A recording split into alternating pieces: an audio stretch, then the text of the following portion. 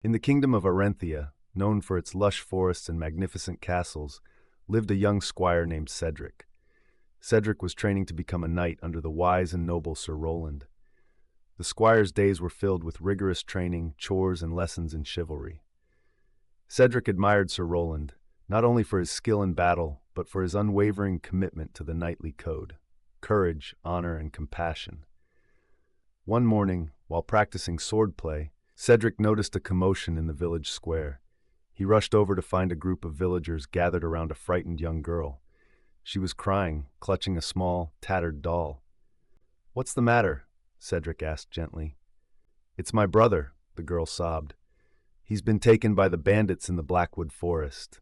The villagers murmured in fear. The bandits were notorious for their ruthlessness. Cedric knew he had to act. "I will save your brother," he declared, even though he wasn't yet a knight. Sir Roland, who had arrived at the scene, placed a hand on Cedric's shoulder.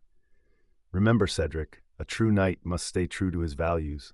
Do not let anger or vengeance cloud your judgment."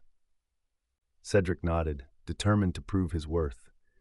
With Sir Roland's blessing, he mounted his horse and set off towards the dark, ominous forest. The path to the Blackwood Forest was treacherous. Cedric rode through dense woods where shadows seemed to move, and eerie sounds filled the air. He kept Sir Roland's words close to his heart, knowing he needed to stay focused and true to his values. As he ventured deeper into the forest, Cedric encountered a wounded deer. Despite his urgency, he couldn't ignore the creature's suffering. He dismounted and tended to the deer, using the herbs and bandages he carried. The deer nuzzled Cedric gratefully before disappearing into the woods. This act of compassion reminded Cedric of the importance of kindness, even in the face of danger. Continuing his journey, Cedric reached a clearing where he found a small campfire surrounded by the bandits. They were a rough-looking group, their leader a towering man with a scar across his face. Tied to a tree nearby was the young girl's brother, looking frightened but unharmed. Cedric knew he couldn't defeat all the bandits in a direct confrontation. He decided to use his wits. He approached the bandits confidently, pretending to be a lost traveler. "Greetings, good sirs. I seem to have lost my way. Could you perhaps guide me?" The bandits laughed, but their leader eyed Cedric suspiciously. "What are you doing in our territory, boy?" Cedric remained calm. "I'm just a humble squire, seeking to prove my worth. Perhaps I could join your ranks." The leader grinned. "We could use an extra hand, but first, prove your loyalty by helping us raid the nearby village." Cedric's heart sank. He couldn't betray his values by harming innocent people. "I will help you," he lied, formulating a plan to save the boy. That night, Cedric was tasked with guarding the boy. As the bandits slept, Cedric whispered to the boy, "I'm here to rescue you. We must be very quiet." The boy nodded, his eyes wide with fear but also hope. Cedric carefully cut the ropes binding the boy and led him away from the camp. They moved silently through the forest, Cedric's heart pounding with each step. He knew they had to move quickly before the bandits discovered their escape. Just as they neared the edge of the forest, a bandit on guard duty spotted them and raised the alarm. "They're escaping! After them!" Cedric and the boy sprinted through the underbrush, but the bandits were gaining on them.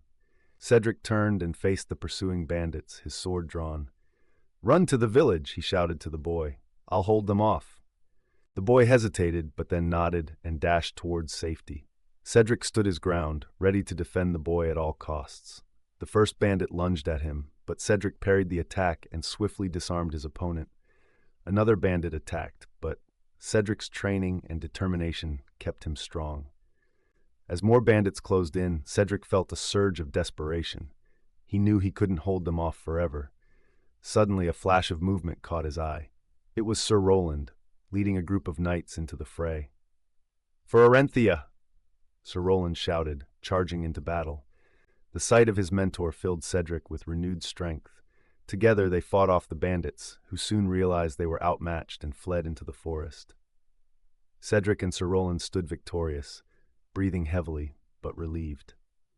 "Well done, Cedric," Sir Roland said, clapping him on the back.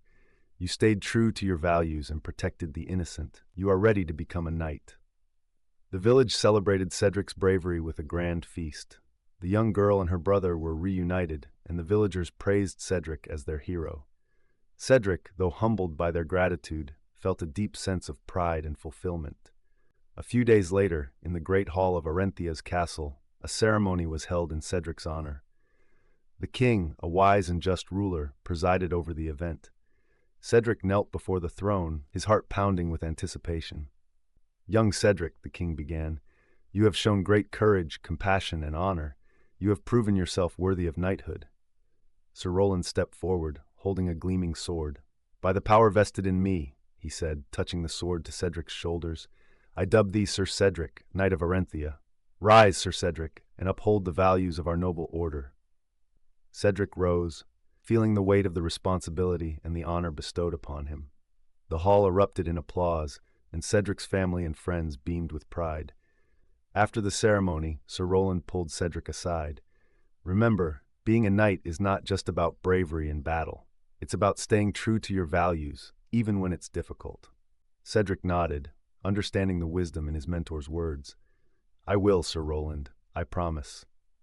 As a newly knighted warrior, Sir Cedric faced many challenges, but none tested his values as much as the next trial. Rumors spread of a dragon terrorizing a distant village.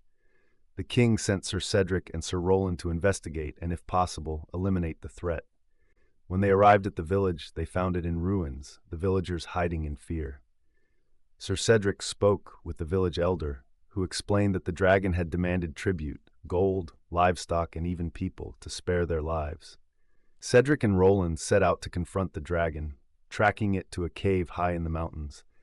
As they approached, Cedric felt a pang of fear, but also a resolve to do what was right. Inside the cave, they found the dragon, a massive creature with scales that shimmered like emeralds. But to their surprise, the dragon did not attack. Instead, it spoke. "Why do you come here, Knights of Arenthia?" Sir Roland stepped forward. "We come to stop you from terrorizing the village. Why do you demand tribute from these innocent people?" The dragon sighed, its eyes filled with a sorrow Cedric did not expect.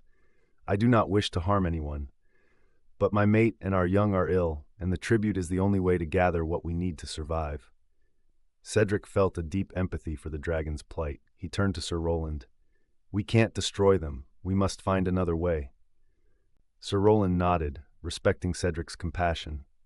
Together, they negotiated with the dragon, offering to bring healers and supplies to help the dragon's family in exchange for peace with the village.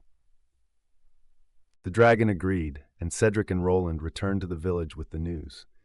The villagers, though wary, trusted Cedric's judgment.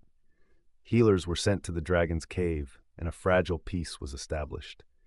Over time, the dragon's family recovered, and a bond of trust grew between the villagers and the dragons.